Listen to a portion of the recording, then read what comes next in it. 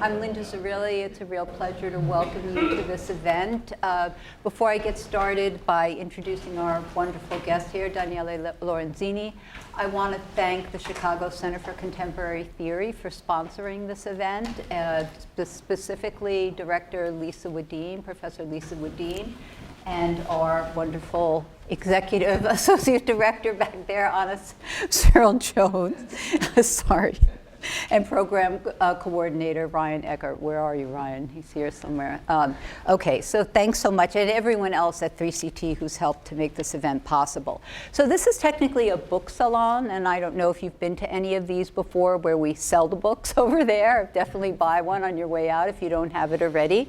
And we try to just, go through the main arguments of the book so you get a clear sense of what the book is about and why you should buy it.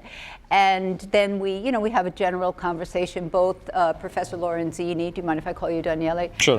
So Daniele and I, Linda, we are both interested in we share a lot of interests around particularly the problem of so-called post-truth today and what someone like Foucault, what kind of contribution he can make to the debate over truth. So that's where we, connect.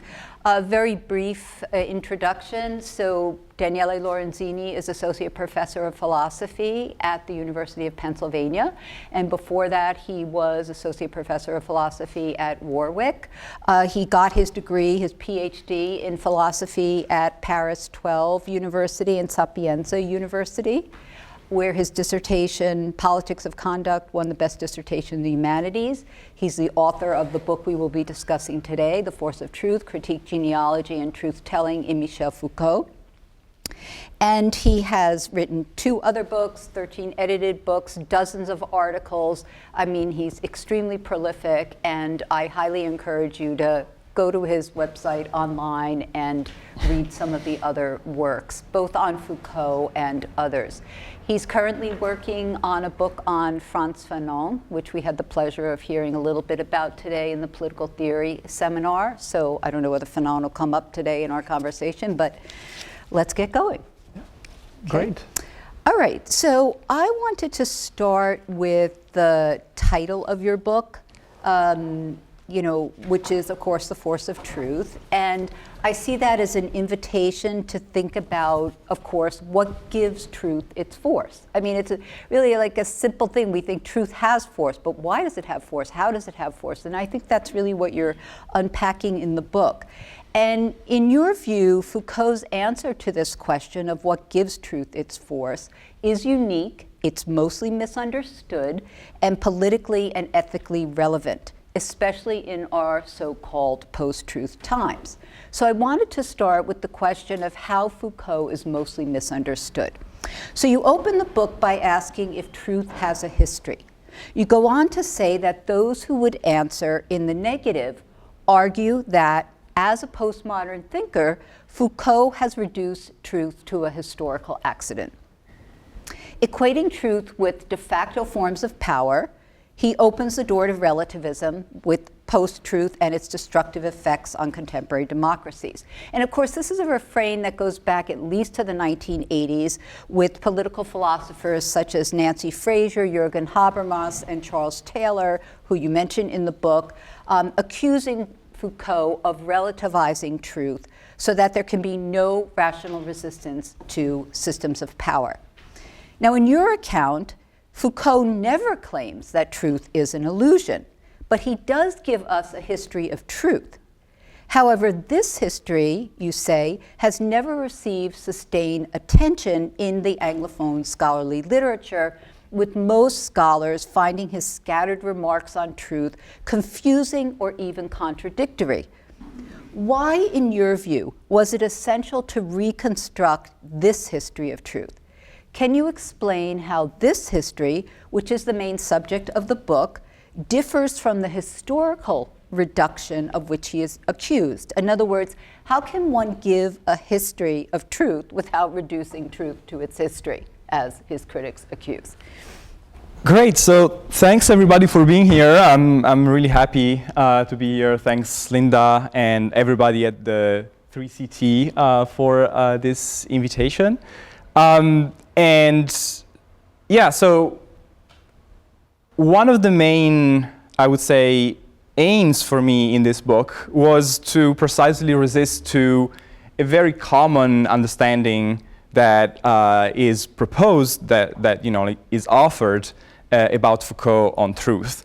I was writing this book, when a former minister, in the UK government, actually cited Foucault, saying, all of these postmodernists following Foucault, are destroying the grounds of, our, of the very notion of objectivity and objective facts and so on and so forth. And so I guess that my sense is, I've been reading Foucault for a long time now, and I was always struck to read his comments about how much he cared about the question of truth and how much he was concerned with that kind of question throughout really his entire career. It would be a pretty weird thing to do if someone wanted to say that something doesn't exist, or if one wanted to destroy something, to devote the entire, your entire career to just talk about it. And in fact, during the 70s and the 80s, Foucault, in all of his courses at the Collège de France, his project, at least in my reading, kind of the common thread of his project is precisely that of a history of truth. It starts in a Nietzschean way, it kind of evolves or changes, and we don't have to go into all of the details of this, but I take it to be like the main thing that Foucault wants to do with truth. I take it to be to show to us the role that we play in the construction of games, of what he calls games and regimes of truth, in the ways in which the statements that we utter get access to the status of being true or false. And that's not something that Foucault came up with. I mean, it's something that in French historical epistemology, Georges Guillem and Gaston Bachelard, who were his teachers, also thought. And so what Foucault is interested in really, according to my reading, is to show us that truth is far from being this kind of historical contingent epiphenomenon. Truth is something that we need because there's something about our statement and our conduct that necessitates for us, in a certain sense, to be able to say that something is true or something is false. But the ways in which we organize these categories and we kind of categorize different statements and we play different games and regimes of truth, according to Foucault, is historically variable. And that history is also, for Foucault, the history of the force that we give to the truth. Because saying that we are the ones that, in a sense, the ones that are responsible for the construction of certain games and regimes of truth also means that we are the ones that are responsible to giving the truth a certain force in our conduct. Kind of, deciding that because we consider something to be true, then certain things have to follow. And this to me seems to be, a very interesting insight that hasn't been understood about Foucault, who tends to be, as you were saying, presented as a reductionist, such that truth just is power and power just is truth, and there's no distance between the two. Now, Foucault many times himself has responded to this objection, saying that, of course, it would have been easier for him. There's actually a quote where he says, well, it would have been much easier for me if truth was just power, because then, I wouldn't have to write all the things that I did. And his point was precisely to try to understand how truth and power and the subject are articulated one on the other, and how the relationship between these three poles work. Great. Yeah, I want to get into a much more detailed sort of discussion of this difference between games of truth and regimes of truth. But before we do, I was wondering if you could just talk a little bit about why it is. I mean, Foucault's very clear that he's not, truth and reality are not the same thing, right? I mean, he's not reducing truth to reality. So you have this quote where you say, the question of what is real, the question of what is real is not the same as what is true. The fact that the sky is blue will never be able to account for the fact that I say that the sky is blue. That's Foucault, right? And then you explain Foucault does not deny what our most ordinary and common games of truth take for granted, namely that correspondence with reality does make it possible to establish the truth value of a statement. It is because the sky is blue that it is true to say the sky is blue. So his aim is not to deny the epistemic legitimacy of these games of truth, but to problematize the idea of their historical emergence. And that their historical emergence cannot be accounted for based on their already being given in reality. So I want to talk about that a little bit. I mean, why that distinction between, you know, what is real and what is true is so important for Foucault to clarify, and specifically how it allows you to talk about, as he does, what kinds of things even become, you know, sort of subject to true discourse. Like what sorts of things, you know, not everything becomes true discourse, right? So what is it that makes certain things subject to true discourse and others not? Yeah. So this, to me, some of these passages where Foucault distinguishes the level of reality and the level of truth, or the level of what we say about reality, were some of the passages that kind of stuck with me from the very beginning when I started reading Foucault. Foucault, like, the idea, I think, is not so strange, but at the same time, it goes against maybe some ordinary understanding that we have about how truth works. What Foucault is trying to say here is that things are in a certain way in the world and in our society, but the fact that there are discourses and a set of regulated statements that try to talk about those things and that are considered to be true or false based on different set of rules. So according to the discipline in which we are, so you take you took a kind of very ordinary example. Of course, Foucault is interested in talking about the human sciences, and for instance, all of the discourses that have to do about the human being and how we talk about who we are and our psychology and our identity and so on and so forth. The fact that there are these discursive formations and discursive practices that try to tell the truth about reality is, for Foucault, something, an event that cannot be just explained on the basis of how reality is. Because according to Foucault, the existence, in a certain sense, of the same reality can give rise to many different ways of talking about it. And that's a theme that he explores mostly in the 60s. Now, in this book, I don't go much into his work of the 60s, The Order of Things, for instance, where his point is precisely also to explore the difference in the ways in which alchemy, for instance, and chemistry were talking about a range of phenomena that were common, but of course, like, generated two very different games of truth. In the same way in which in his history of sexuality, that I'm sure that many of you are familiar with, Foucault's main point is to say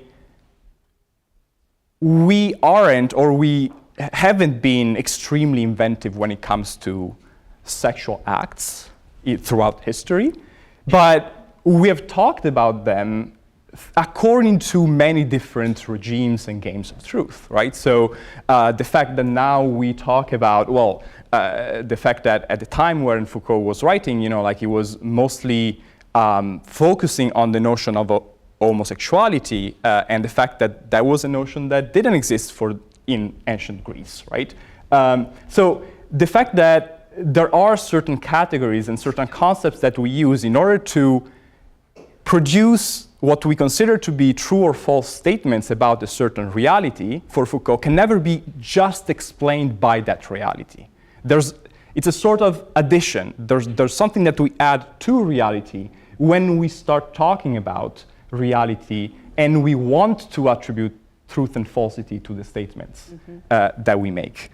And so to me, this is kind of the beginning of the way in which I try to make sense of the difference between games and regimes of truth, and more generally of my trying to reject the idea that Foucault would just like deny the existence of reality or deny the existence of certain facts, and just like trying to focus on what is peculiar of Foucault's project that I think hasn't completely been understood by his critics and sometimes also by his more sympathetic commentators. Great. Yeah, no, I mean, I think that's a very insightful discussion in your book because, it does allow us to see the way in which truth is added, so to speak, as a supplement, to reality, right? And then the question is, what is its function? Why are we now talking about this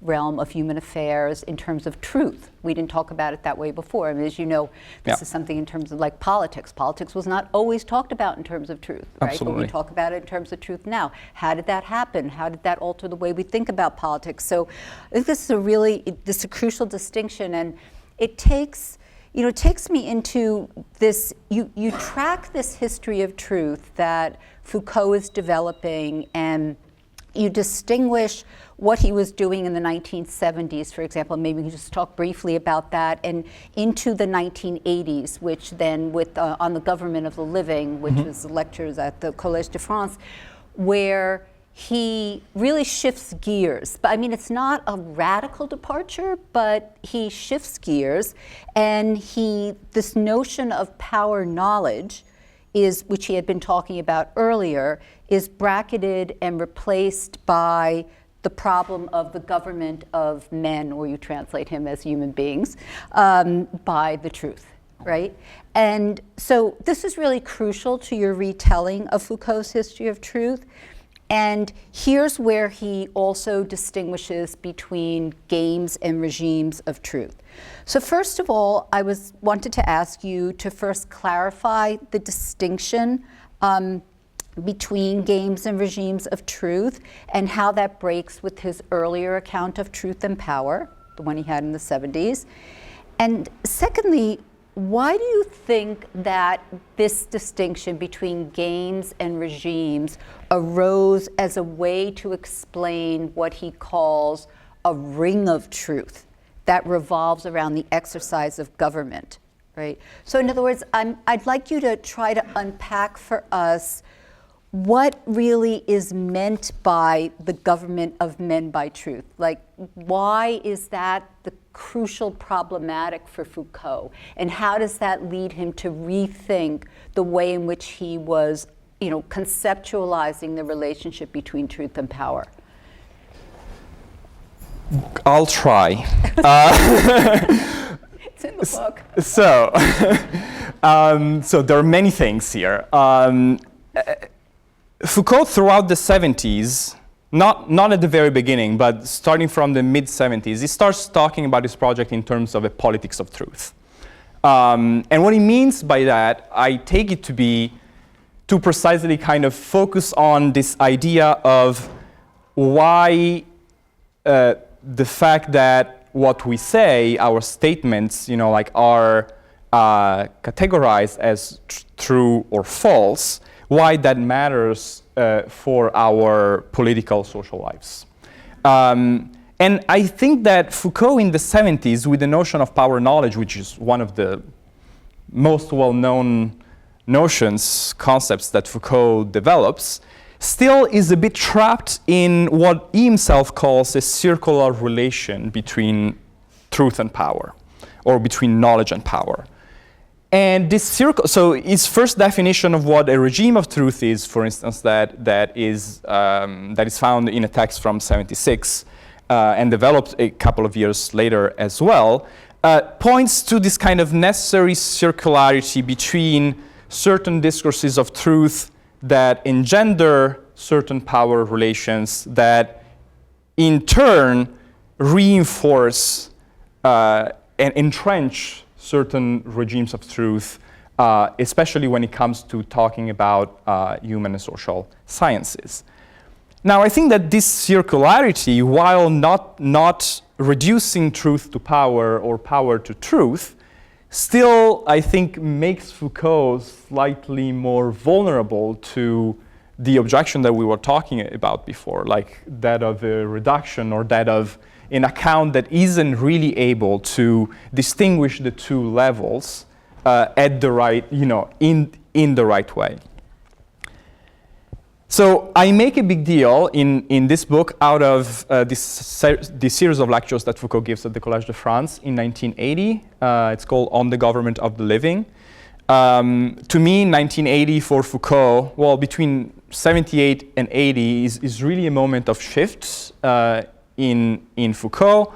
Shift in part because he starts reading the church fathers and then he goes back to the Greeks, which is something that has puzzled a lot of his readers, right? I mean, Foucault, the philosopher of power, the philosopher of sexuality and the prisons and so on and so forth. He starts reading John Cassian, and the Stoics and so on and so forth. But we can go into this a bit later. What to me is really the conceptual center, fulcrum of that series of lectures in 1980 is the distinction between games and regimes of truth.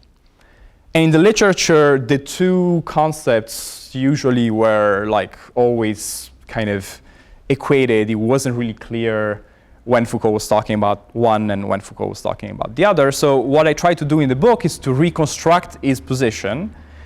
And I reconstruct his position by saying that I think that Foucault comes to conceive of games of truth as a set of regulated procedures through which a divide between true and false statements can happen, can appear in a given discipline, in a given field of knowledge. And I link that to what I call the problem of the epistemic acceptance of truth. So I think that when Foucault talks about games of truth, he's trying to raise the problem of there are certain rules according to which, epistemically speaking, we can make a distinction between truth and falsity in a given area, in a given field of knowledge. And Foucault is very explicit in saying that this level is, at least in principle, autonomous from the problem of what he calls the regimes of truth. It's autonomous, but at the same time, no game of truth, according to Foucault, can exist without a regime of truth. So it's no longer the same problem of a circularity between truth and knowledge. It's the problem of two levels that are at the same time autonomous, but also necessarily linked.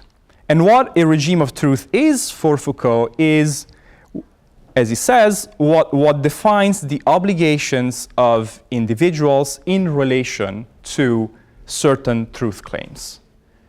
And I think that when he talks about regimes of truth, Foucault really wants to focus on the idea that games of truth by themselves, if we just limit ourselves to that distinction between truth and falsity, are not able to, do not possess an intrinsic force. we all act following certain beliefs that we take to be true, right? Following certain statements or certain facts or certain énoncés that we take to be true. And we tend to think that the force of truth is intrinsic to those énoncés, that there's kind of, that the epistemic level is enough. Once we get the epistemic right, then, you know, our conduct, what we should do, what we should think, and so on and so forth follows. And Foucault is basically saying that's not really what happens. What happens, there's a further step that he describes in this formula, you know, like it is true, therefore I submit. There's a therefore, there's a further step that we must take to give force to the things that we believe to be true, to give force to the statements that we accept or that in a certain game of truth are presented to us as true.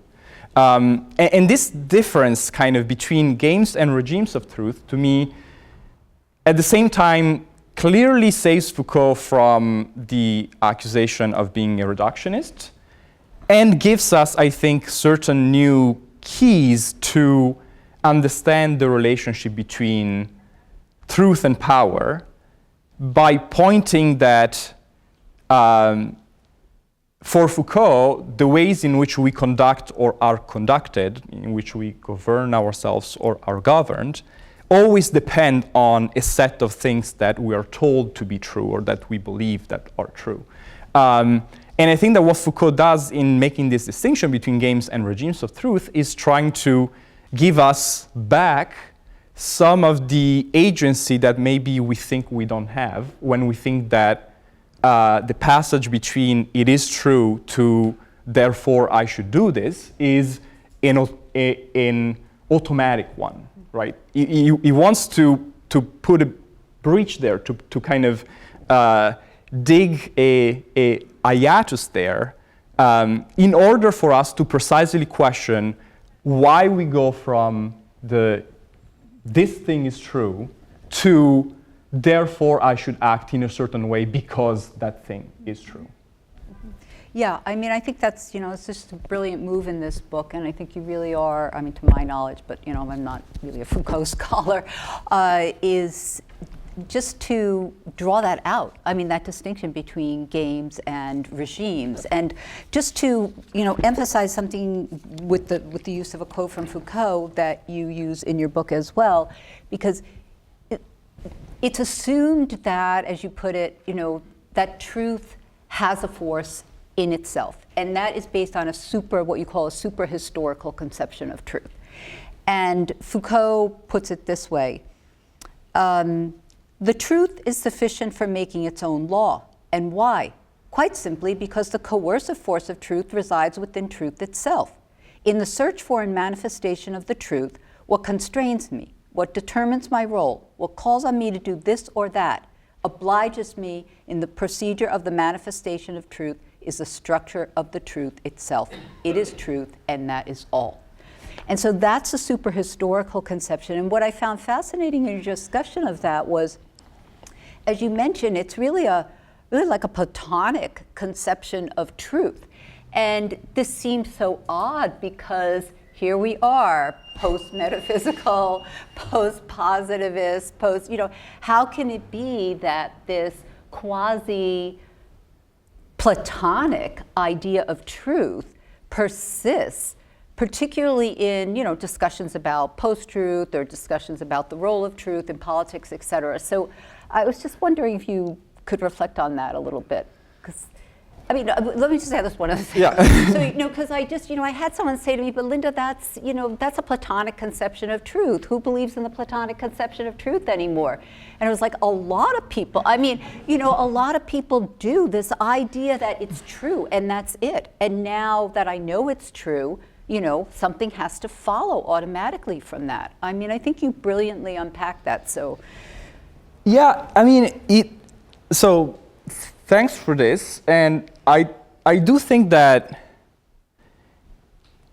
it's not just a certain kind of unreflected way of thinking that that kind of brings us back to Plato, even if we don't realize that that's the case. I also think that this move of actually wanting to conceal this difference between games and regimes of truth is a move that is used by people in politics, like in our public sphere, for, I would say, opposite reasons. So you wrote some brilliant things on fact-checking and kind of, the problems that are linked with a naive conception of what fact-checking can do or is able to do, like in our contemporary reality, because even if we do, and newspapers do fact-check a lot of our politicians, and we know very well how many lies they tell every time that they open their mouth, like they still get elected, right? So it seems like there's the way in which I approached this was not through American politics, it was through European border politics, especially in Italy, where a very good, extremely, excellent group of friends who were fighting against some of the politics of the European Union in terms of what to do with migrant boats in the Mediterranean, kind of started this project just in terms of we need to present the facts. We need to make sure that the number of victims is accessible. Like we need to make sure that everybody gets the facts right. And I think it's great. And I think, and I don't want to say that fact-checking and making sure that we know what are lies and what aren't isn't important. But I think that there was, in my friends, because I know that because I was talking to them, this kind of implicit hope that just by showing the facts, like the work was done, in a certain sense. That by showing the truth, and what was real, we would then be able to, people will follow in a certain sense, and so. And that was just not the reality. And so I do think that from this perspective, there are still a lot of aspects of our life in which we, also with very good intentions, we still want to believe in a platonic conception of truth that gives us this kind of additional hope of, if I'm getting the things right epistemically, then things are going to be okay, and I think it's just not true, and so I think that Foucault is helpful to just problematize this way of thinking and this way of doing things, not necessarily to criticize or reject that part of the project, but to understand why it might not be enough to do it. Exactly. Yeah, I want to read one more quote which brings out this idea of a regime of truth, which is from Foucault, that you use in the book. Because, let me hold that thought, is where he says, "It is not true that the truth constrains only by truth. Instead, it is always necessary to assume a certain assertion that does not belong exactly to the realm of the true or false." That's the game, right? That is rather a sort of commitment, a sort of profession. In all reasoning, there is always this assertion that consists in saying, if it is true, then I will submit. It is true, therefore I submit. It is true, therefore I am bound. But this therefore of the it is true, therefore I am bound is not a logical therefore. It cannot rest on any self-evidence, nor is it univocal moreover. And so this is where one of the most, so this is the regime of truth by which one binds oneself to the epistemic validity that one has agreed to, right? So the game, I agree to the game, I agree to the criteria, I agree that what is being said there is true. But at a certain point, the practical submission to, what the game supposedly calls on you to do, that comes apart, right? So epistemic acceptance and practical acceptance come apart. And I think this is a really interesting moment that you identify in Foucault's work. And to get at that and what its significance is, I was hoping you could talk a little bit more about what it really means to think about truth in terms of a set, as Foucault puts it, obligations, right? I mean, so it's not just that we are bound to manifest truth, it's like we have some kind of obligation. And then what I'm trying to make sense of here is how this idea of obligation, which involves a submission to the epistemic acceptance or to the game, is tied up with the power of government, right? Or this, the government of men by truth. I mean, there's some entanglement here that seems incredibly important because, as you explained, Foucault really doesn't he had an idea of regime of truth, I guess, in the 70s, but it was slightly different than this one. So he doesn't really come up with this one until he starts thinking about this idea of the government of men by truth. And I just find that fascinating, so I'd like to just press on that a bit. Yeah, no, I mean, so I think that this moment in Foucault in 1980, when he starts talking about the government of human beings by the truth, is a very complex one, and one that still hasn't been entirely unpacked, and I'm far from thinking that I did that in this book. I take Foucault to be saying something like this. Foucault is thinking about what he calls the obligations of truth.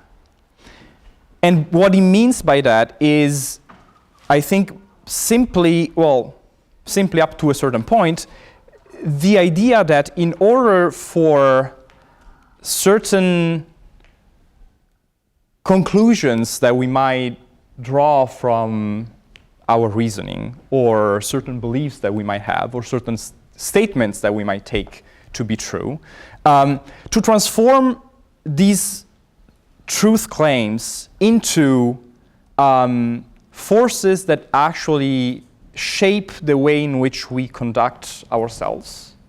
There is a kind of additional effort that we should do.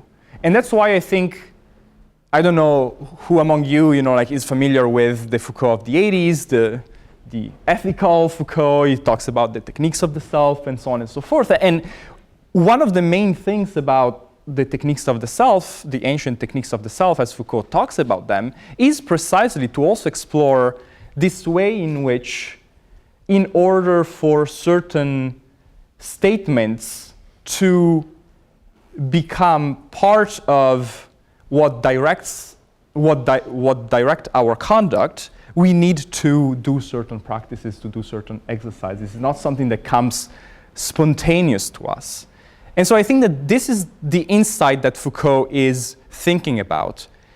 He thinks that this idea according to which we model our conduct after a set of statements that we take to be true, or ideas that we take to be true, the idea that we do that spontaneously is another illusion. It's nothing for Foucault in this passage between truth and conduct is spontaneous in any way, but that is precisely the field that he starts calling government. And government for Foucault in the 80s is not the government of the United States, right? It's the multiplicity of ways in which human beings are conducted by others,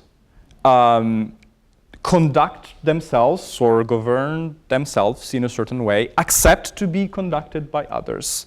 And this is precisely the field where Foucault wants to say government necessarily depends on a set of truth claims.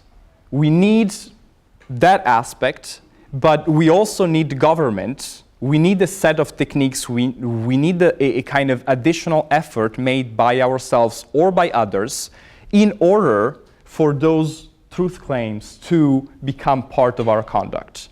And so Foucault, in a certain sense, I take it, in the 80s, is still asking the question of power. Sometimes a lot of reconstruction of Foucault's work is that in the 80s, he kind of gives up with the notion of power. He just talks about ethics and these weird Greek people. And I think that his problem remains pretty much the problem of power, but he redefines that in terms of this kind of very complex set of the ways in which truth claims get to acquire a certain force in our conduct such that we accept to be conducted because of those, and how they are used by other people to conduct us, and how they're used by ourselves to convince ourselves that we have to conduct us in a certain way. And I take what Foucault is doing there to be an unmasking move. He is not saying that all of this is bad and that we just have to reject and say no to every form of government. He thinks that government, in this sense, is a necessary part of our being human beings in a society, but he wants to problematize this automatic passage between, from the truth to conduct, and make us think or make us see this field of government as a field of questioning, problematization, and potentially resistance. How can we use this link between the truth and conduct in ways that are liberating, or maybe to talk more correctly with Foucault, in ways that instead of making power relations more fixed, give power relations more mobility, and give us therefore more agency in what we do. And this is, I really think that this is something that Foucault kind of gets between 78 and 80. And it's a shame that, he dies a few years later. I do think that, we would have learned much more about this, would he not have died? Yeah. No, I find this, this connection, or also this separation between epistemic acceptance and practical submission, really important for making sense of forms of resistance. And you give several examples I'm gonna ask you in a moment to go into in the book, because oftentimes when we talk about truth in this society and people, their brains aren't working properly. Obviously, they haven't recognized that something's true, okay, and consequently they're acting in this way. But Foucault sort of opens up the possibility that, well, no, you can know something is true and still refuse to submit. So that's a different way of thinking about the politics of truth, so to speak, and also where our efforts should be placed. In other words, it's not just about getting everyone to see the truth. People may see the truth, they may agree. Epistemic validity is not the issue. The issue is practical submission. So before getting into I really want to get into some of the examples you give, like of gender dysphoria and the Fanon example. I want to get to those in a few minutes. But before we do, I wanted you to talk about how this questioning of a purely logical and epistemological conception of truth leads Foucault into the discussion, which I think he's very well known for, this complex ethical and political dimension of truth-telling, which is his discussion of parrhesia. So I was wondering if you could talk about that a bit, because your approach to that discussion, which has been, it's in the secondary literature, lots of people talk about Foucault on parrhesia, but you approach it through ordinary language philosophy, which is dear to my heart, so I was really glad to see that. And you do it through the notion of the perlocutionary. And I was wondering if you could lay that out for us, why you did that and how you distinguish your use of it from people who have also used Austin's work like Derrida and Butler, et cetera. That's a big question. Good. I mean,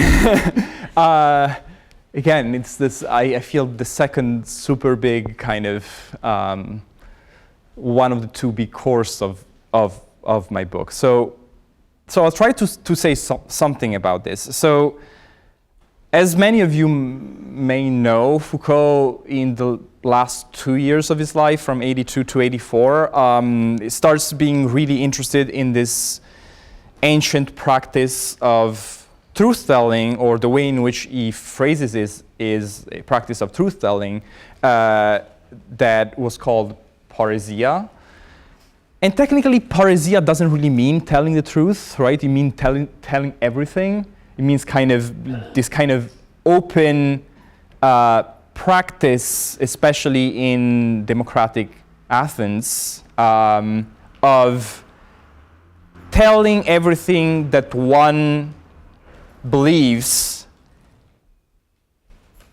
in a condition where, or like in a context where doing so might entail some risk for the speaker.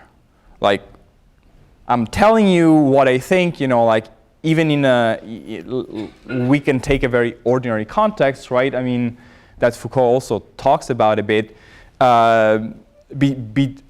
between friends, when a friend, like asks another, or tells another, hey, here's what I did, etc. Kind of, there is sometimes the question of, well, should I criticize my friend? How harsh should I be?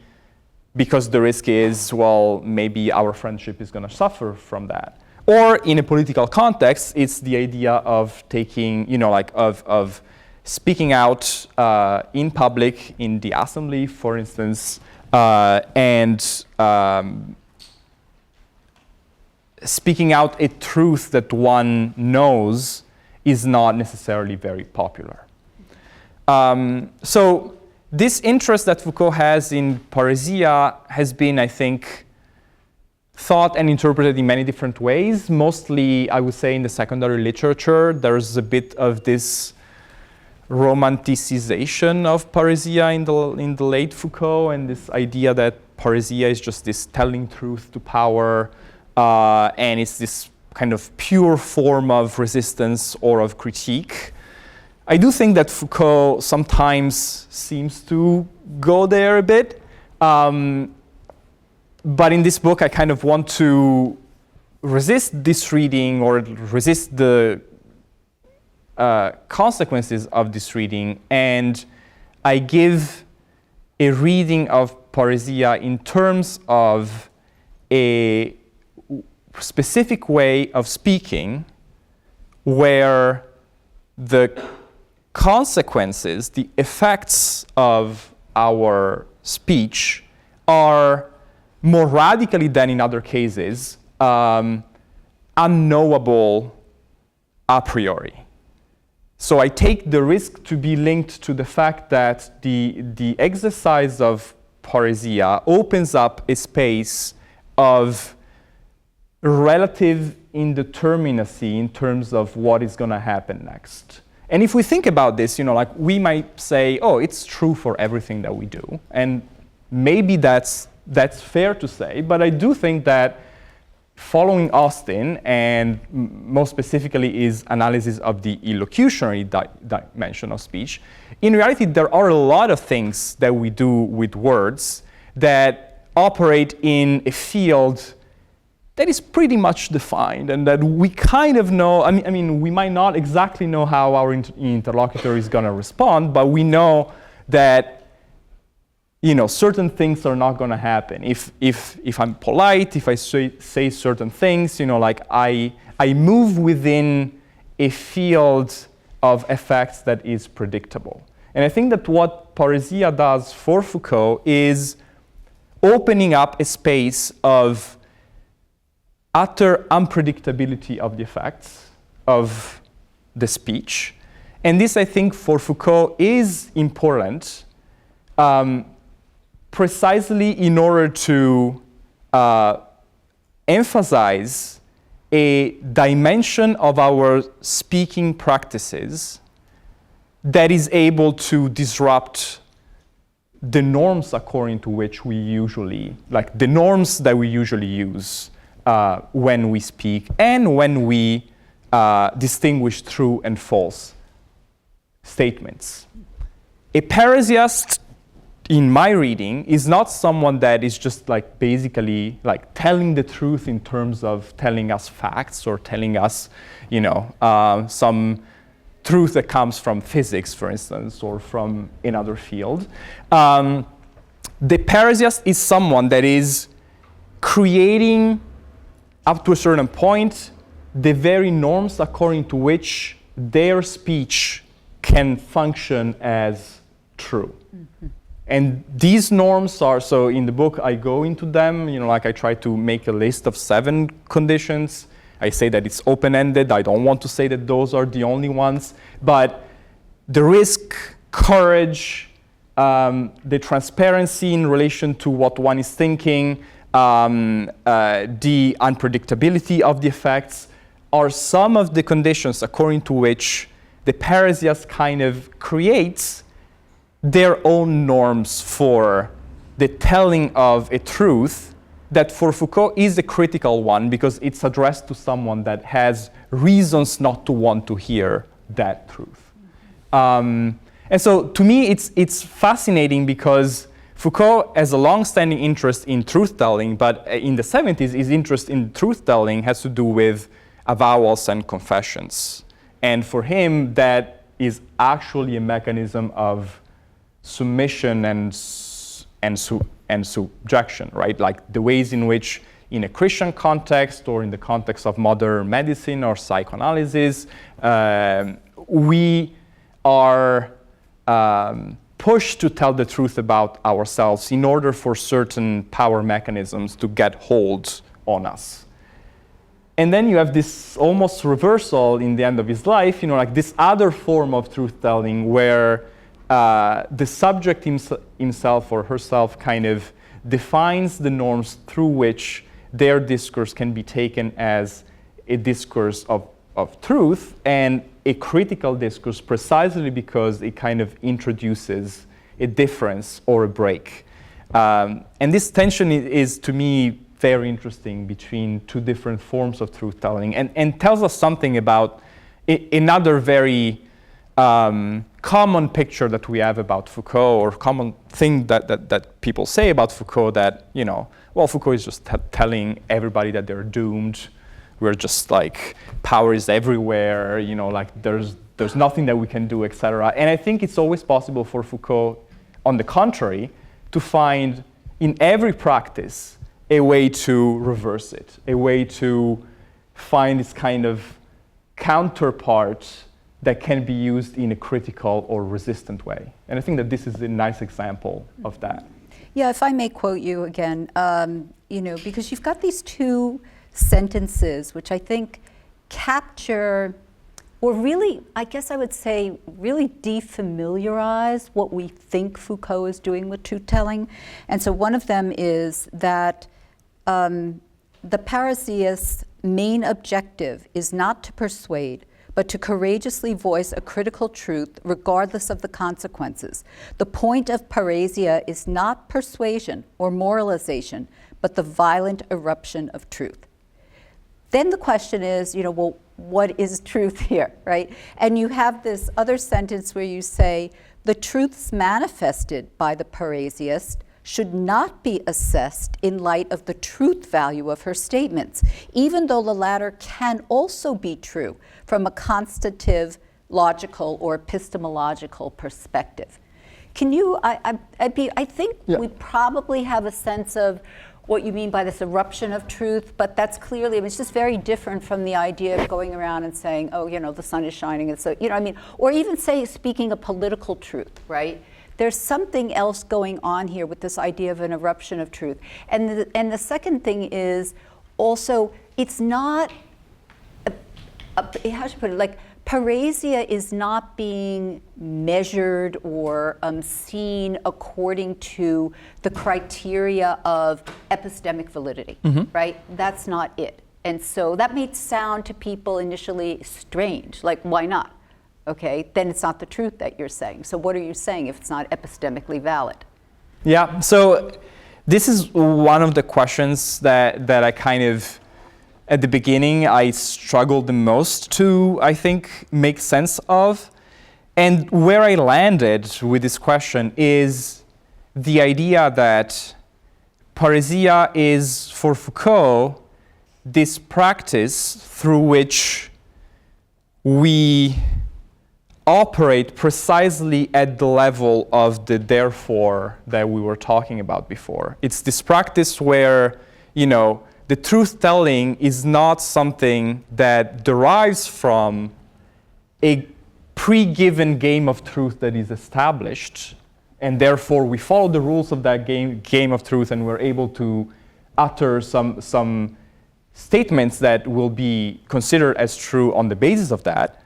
So it's not that. It's taking seriously the idea that the truth is something that we make collectively, and that in order for there to be the possibility to contest a given use of certain statements of truth in a society and certain ways in which people are governed, we need something like an eruption of something new, an eruption of some new norms. And this is a problem that Foucault had throughout the 60s.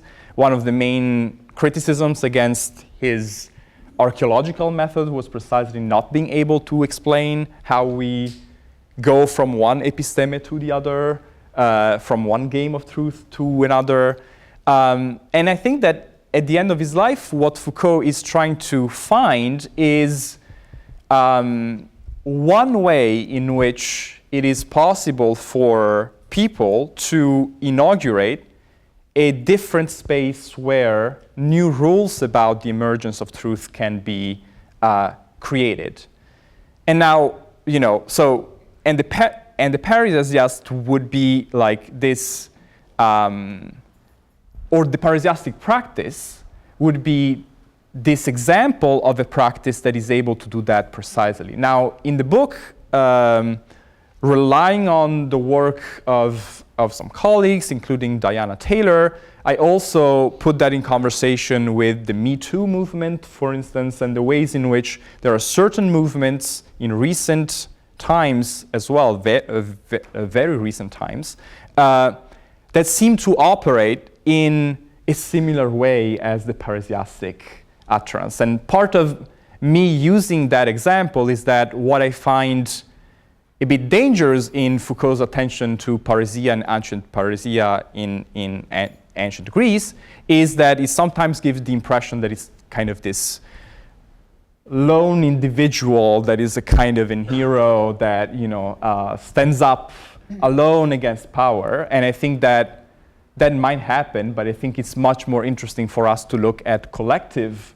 movements that are able to stand up to certain pre-given norms about how we think about things.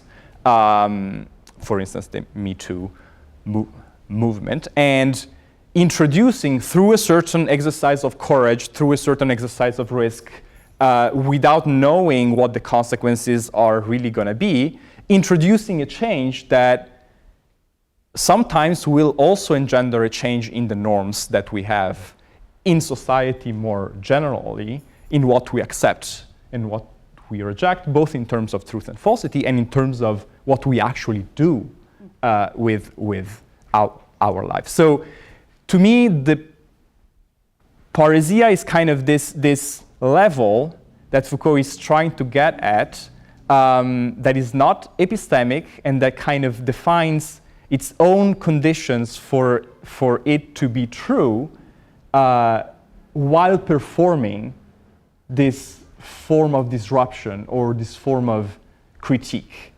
And it's a collective construction of a different game and a different regime of truth. And since every game and regime of truth for Foucault are created by us, it's one of the ways in which they can be created by a resistant practice against what exists, because what exists sometimes is oppressive, right? Mm-hmm. Yeah, I mean, also, and this is, to get into, I mean, we're going to be running out of time, of course, but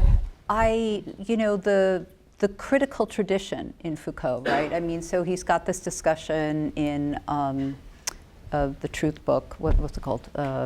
Forgetting, the one you edited. Democracy, not Democracy and Truth. The lectures that he gave at Berkeley and then were translated. Discourse and Truth? Yeah. Exactly, thank you.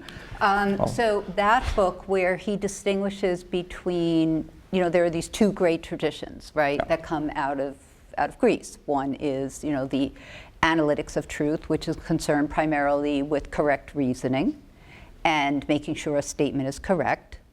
So that it concerns like the epistemic validity of claims. And then you have this, what he calls the critical tradition, that is really about truth-telling, telling the truth, but also he says, knowing who is telling the truth, right? So, I mean, which I find fascinating because Foucault locates this whole critical tradition in this fundamental problem that arises around the truth in Greek society precisely because, in his view, democracy is the condition of parrhesia. Yeah. But the problem is that there can be bad parrhesia, right? That is that you can get people who are speaking the truth, but it's really turns out not to be or whatever. And so then it's this question of how do you manage that? And he says, that democracy being the condition of parrhesia, which he never strays from that thought, he says, nothing is more inconsistent than a political regime that is indifferent to truth, but nothing is more dangerous than a political system that claims to lay down the truth. And I'm wondering how this idea of truth-telling, how can we make sense of it in relation to political conditions that have to exist, those being democracy in his view, but also just to the ability of normal citizens to know who is telling the truth. Because, I mean, there's so much of the story of truth-telling or parrhesia in Foucault does focus on this figure of the truth-teller, which, you focus on mostly as well, although you give a very different reading of what that involves. But there's this other piece, which I think is kind of underdeveloped in the discussion of Foucault about how do we, normal citizens, know who is telling the truth? And if epistemic validity is not, the criterion for truth or speaking truth, then what are citizens supposed to be looking for? How would we? Do you see what I'm trying to get at? Absolutely. So, I would maybe slightly rephrase things. What I would say is this,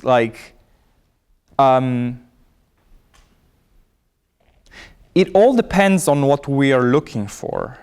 So I don't think that Foucault ever wanted to, or that this picture that I'm trying to reconstruct from Foucault, I don't think that means that if we are looking for,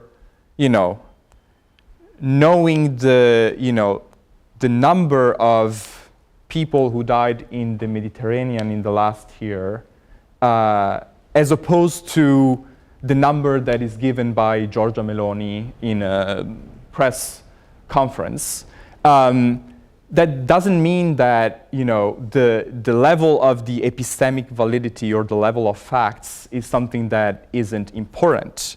I think that it depends on what we want to do and what our aim is. I think that part of what Foucault is trying to show here is that democracy is a system where, and I think it's true today, probably to a much larger extent than it was true in the past, in which there will be competing attempts not only to tell the truth according to norms that already exist, but also to redefine the norms according to which certain things are taken to be true.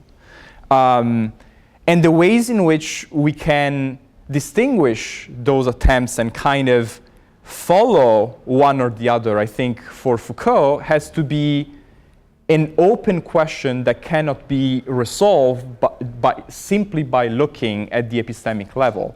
And I think that the thought here is that the link between certain truths that are said and certain consequences in our conduct has to be crucial in what us as citizens have to figure out about some of the discourses that are offered to us, right? Why are they offered to us in this way? What are these people thinking about the way in which they want us to conduct ourselves? What is the end game in a certain sense? And that's where I don't like the whole idea of post-truth and the idea that Trump would have opened in a sense, well, Trump and not only him, this moment or this era of the post-truth has always struck me as weird, because I do think that politicians in contemporary US and many other countries as well keep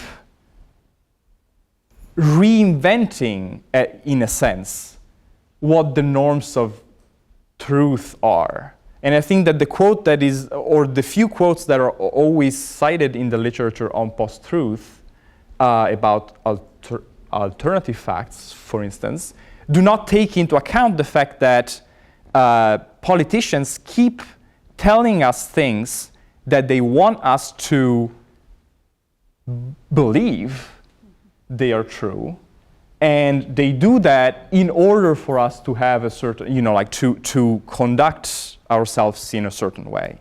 So I don't think that we are in a post-truth era in this sense. I think that we are in a moment where there are so many different competing attempts to redefine the games of truth that we should be playing. And I think that the response of what games of truth should we accept to play has to take into account the practical side of it. So the consequences of that, therefore, that links the game of truth to the regime of truth. And so in that sense, the answer cannot be, or in most cases, cannot just be epistemic, cannot just be about facts or about lies, and has to do about, the practical consequences that come from the acceptance of the truth that are offered to us, or the truth claims that are offered to us. Yeah, I just, one last point, and I was going to get into this whole thing when your whole discussion, Professor Lorenzini has a great discussion of critique in this book at the end, but we're not going to have time to get into that. But I do want to get this in the Q&A. But I think one central point that you make very vividly in this book, which to my mind is so important, is, and this is where it gets into the post-truth debate, so it's not just about, showing what, passes for truth to be lies, right? But so we often think that once we acknowledge something is true, then we should submit to it. But Foucault's message is very different, right? I mean, there could be many cases where something is true and you should not submit to it. And so, you give, as I said, this really interesting example of gender dysphoria where, I could go see a doctor and according to the criteria, blah, blah, blah, be diagnosed as gender dysphoric. And I could accept that diagnosis, as epistemically valid according to the criteria of the game, but refuse to go for treatment, i.e. submit myself to the regime. And so I wonder if you could just, with a few kind of closing comments on the uniqueness of Foucault's position there, because that's not something we normally, think about. We normally think in terms of it's a matter of getting people to recognize the truth of what is being said to them. But this is a very different way of thinking about the possibility for resistance. And then I'm going to open it up to comments.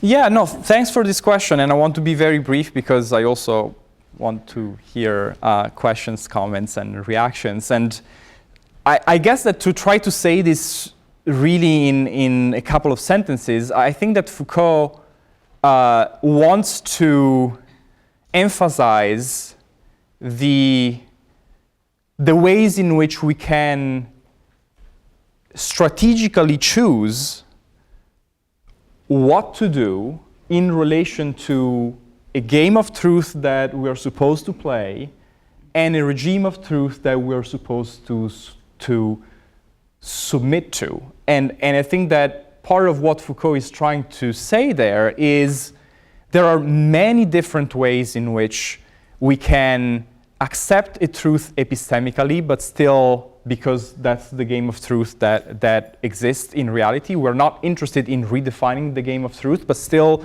we reject the kind of practical consequences of that, at least in our own life. There are cases where we might reject the game of truth. So the case of gender dysphoria is interesting because there might be a case in which a person actually rejects the current definition of what gender dysphoria is, and especially the hyper-medicalized way of thinking about that. And at the same time, strategically accept that in order to get treatment, because they do want treatment, but without accepting the game of truth. And I think that what Foucault does here is, or at least to me, is to open up a bunch of different possibilities of playing within games and regimes of truth that are omnipresent in our life in ways that push us to always ask the question, why am I accepting this truth? Why am I doing what I'm doing? What reasons do I have to actually believe that if I accept this truth, then I only have one option of what I should be doing? Thank you so much. Okay, so let's take questions. George. Very nice, thank you. I haven't read your book yet, but listening to your presentation, I have a curiosity. Does Foucault entertain the possibility that the force of truth lies in its being persuasive? What the sophist Goya said, for instance. Yeah. So I do have a discussion of parrhesia and rhetoric in the book, and that is one of the traditional ways of thinking about the force of truth, right? I mean, this form of the truth gets its force, or certain truth claims get their force on the basis of certain things that we do in order for them to be persuasive. I think that Foucault definitely accepts that, but especially in his discussion of parrhesia, Foucault ends up wanting to distinguish parrhesia very clearly from rhetoric.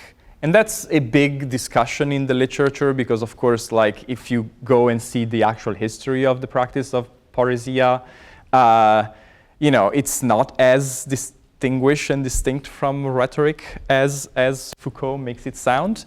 But I think that what Foucault wants to go for there, once again, is maybe trying to think that persuasion itself is not the only way in which we can come up with or introduce a different set of norms or a different game of truth.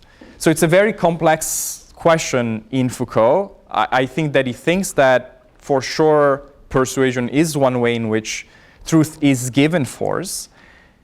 But I think that part of his problem is that sometimes it's the only way in which we think that force is given. Like, you know, in a sense, you know, like, well, if you need to like, part of Foucault's point is to say, if you need to use persuasion, it means that what you're saying might not be exactly true, or something like that. And Foucault wants precisely for us to question this idea and to understand that actually truth never has an intrinsic force.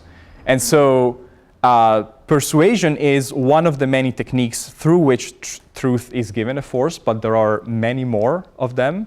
And the fact that, you know, parrhesia and rhetoric have this kind of long and complicated history was fascinating for Foucault himself and was a long-standing question for him.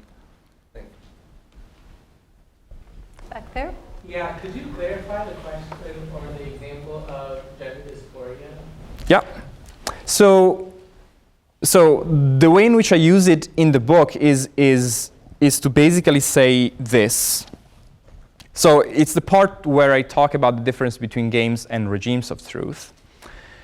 And I take the DSM-5 and the definition of gender dysphoria there and say, you know, there is a certain game of truth that is defined by a certain, like in this case, by a certain definition of what gender dysphoria is.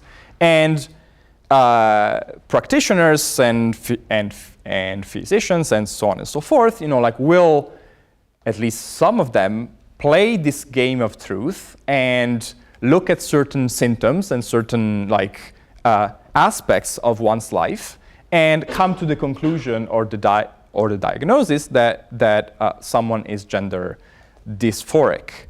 And I guess that it's there where. So that is what the game of truth is doing. And then I think that Foucault would say there's a set of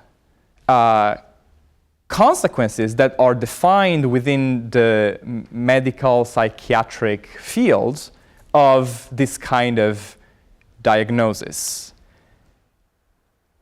And the example that I give, and the reason why I give this example, is to actually say, there can be, for Foucault, there is a difference between playing this game of truth and coming to a certain conclusion within this game of truth and the practical consequences in one's life, according to which, you know, like what one should do, should one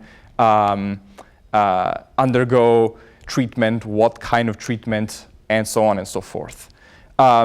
And as I was saying before, you know, like it seems to me that this example works in both cases to kind of make sure or to make more apparent that there's a space there of agency, of freedom of the subject, of the individual, that most of the time seems to be hidden or concealed by the idea that if you play a certain game of truth and you reach a certain conclusion, the consequences just simply follow, right?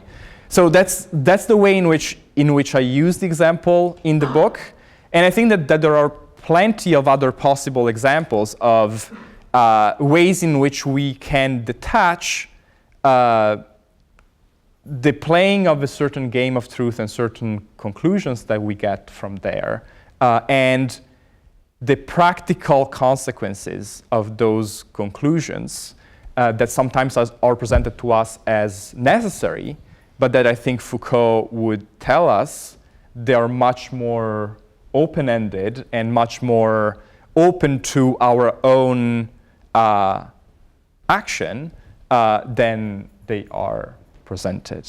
Does that clarify a bit the Kind of like, I still think when I'm imagining it, like, especially since we're thinking about gender dysphoria, I understand maybe there's like an intersection now between the idea of truth, like diagnostically, but also the like idea of truth that may exist within the gender, the person that in question, that may like perceive their circumstances. I guess Yeah, no, I think it's an excellent question. I like the way in which I use the example is definitely more focusing on the former one, right? Which doesn't mean, you know, like I think that the way in which you put it is interesting because you can see up to a certain point potential space for clashes between two different games of truth or two different ways in which the same set of facts up to a certain point can be interpreted, can have access to a certain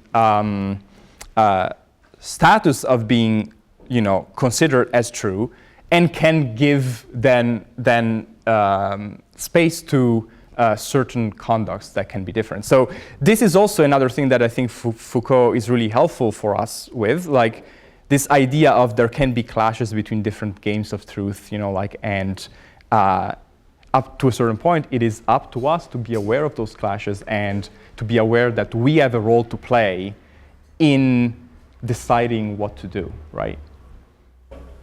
So I hope that's helpful. Okay. Yeah. Right there. Hi. Yes. Thank you so much for this fascinating conversation. I haven't had a chance of reading the book, so I have a very general question, but also another one which is a bit more specific. So I am very curious to know more about the way that you bring Foucault in conversation with ordinary language philosophy. You mentioned, like, you talked a bit about Austin and the idea of performativity and evolutionary force of the statement. But I'm also curious about hear more about, like, for example, the resonances between the concept of games of truth and language games, grammar, like certain Wittgensteinian concepts and terms. So yeah, like generally about like your conversation, your engagement with ordinary language philosophy, but also like specifically about your resonances between these Foucauldian concepts and Wittgensteinian concepts.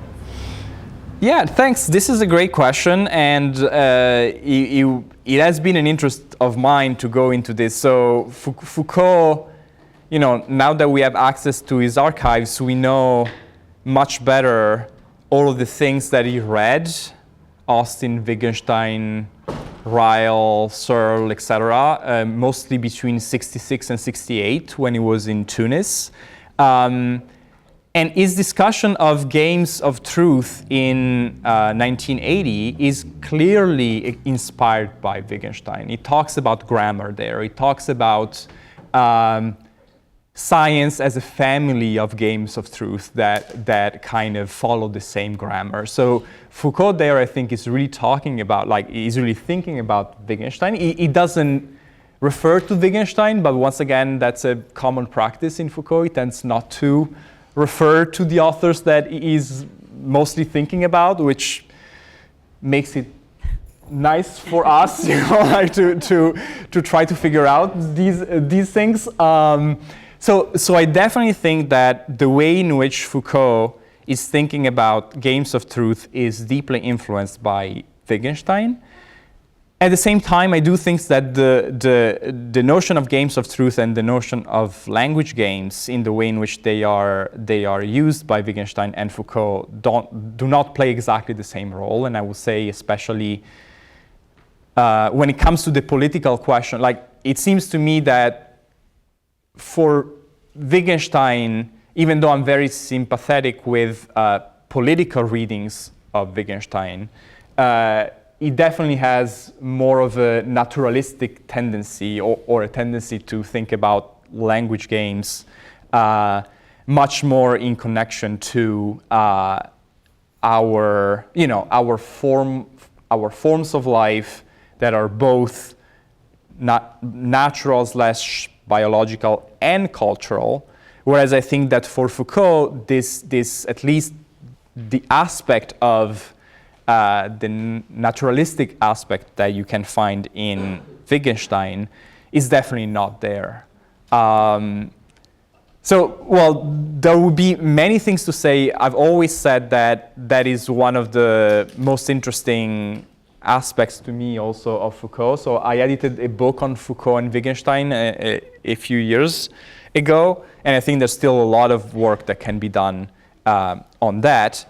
And on Foucault and ordinary language philosophy more generally, you know, like I do think that there are a lot of resonances with Austin. Foucault discusses Austin in many of his short texts from 67 and 68, and then kind of comes back to the theory of speech acts in 83 when he talks about parrhesia. And that's, so it's Foucault himself that in a sense makes the link with Austin and with Searle. And what I try to do in the book is just like to work out that kind of connection a bit better and to take that more seriously, because I think that Foucault is really thinking about that kind of literature where he tries to analyze what parrhesia is.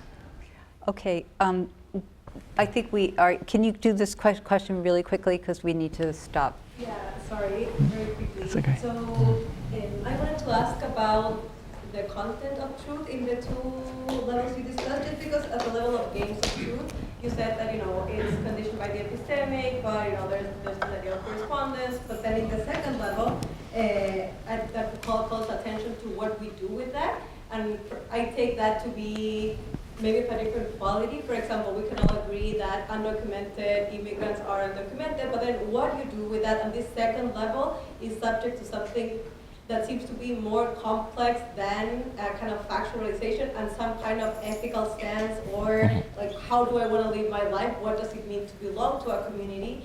And so I wanted to know, like, are these two truths in the same way, or how do they relate, or if you could talk a little bit more about that. Yeah, no, it's a great question, and to try to be very quick about this, which is not my forte.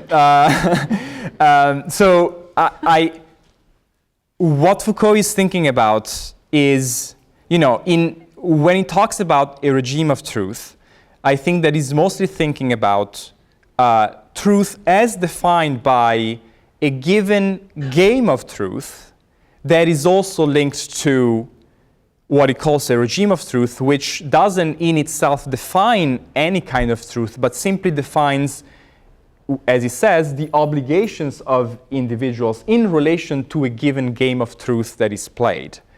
So basically for Foucault, the point is we play a variety, a multiplicity of games of truth, and all of them seem to be connected to a regime of truth, which means to a certain set of obligations that once we reach the conclusion, this is true, seem to follow from this kind of truth claim that we accept. And so Foucault's point is to say, at the level of the regime of truth, that's the level of government, in a sense, and that's the level where we should, or maybe we must, problematize the ways in which we go from a certain conclusion in terms of truth to a certain set of actions, which in itself could, it doesn't have to, but could engender the redefinition of the game of truth itself. And that's what I was saying before, especially, you know, like I think that the most interesting cases of resistance entail a redefinition of the game of truth itself, starting from a practice of resistance against the consequences of that. Perfect. Thank you so much. Thank you.